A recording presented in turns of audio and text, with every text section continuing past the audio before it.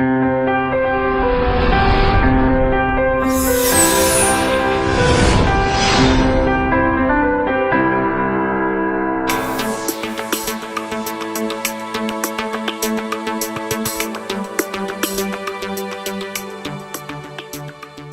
cégep de Drummondville est situé à Drummondville. C'est 2400 étudiants au régulier, à peu près 300 au service à la formation continue. 18 programmes d'études, dont 11 en technique, 7 préuniversitaires. Le programme de génie mécanique est offert au centre Paul Rousseau, en partenariat avec le cégep et la commission scolaire des Chênes. C'est le programme au collège qui offrait le plus de défis au niveau de la santé et sécurité au travail.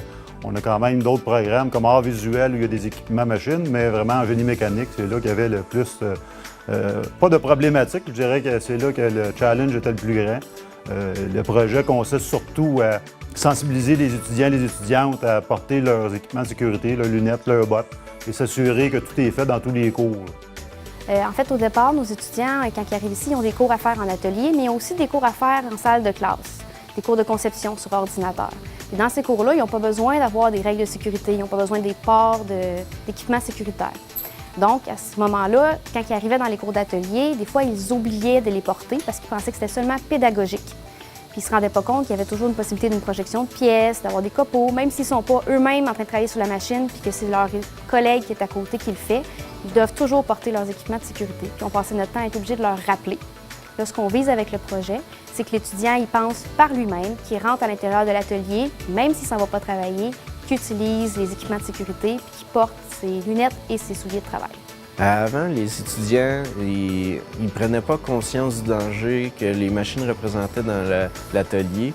On oubliait souvent nos lunettes et nos bottes de travail, nos capes d'acier pour, dans le fond, circuler dans l'atelier et tout simplement participer à nos cours dans l'atelier.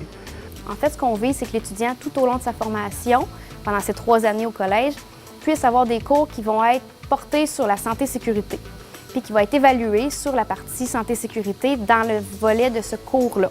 Comme tel, comment ça va se passer, c'est que le cours qui est en lien avec la machine va avoir un cours porté sur la santé-sécurité sur cette machine-là.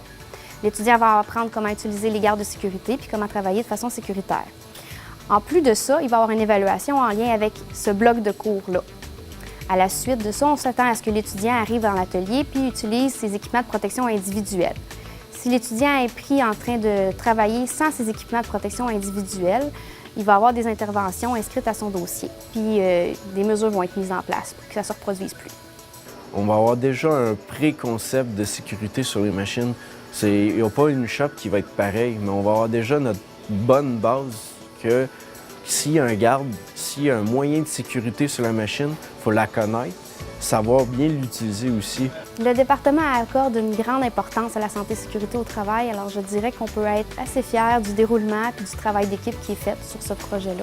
Les étudiants et les étudiantes vont être suivis pendant leurs 3 années de diplôme d'études collégiales et à la fin, ils vont savoir remettre à la remise des diplômes une certification en santé et sécurité au travail approuvée cégep de Drummondville.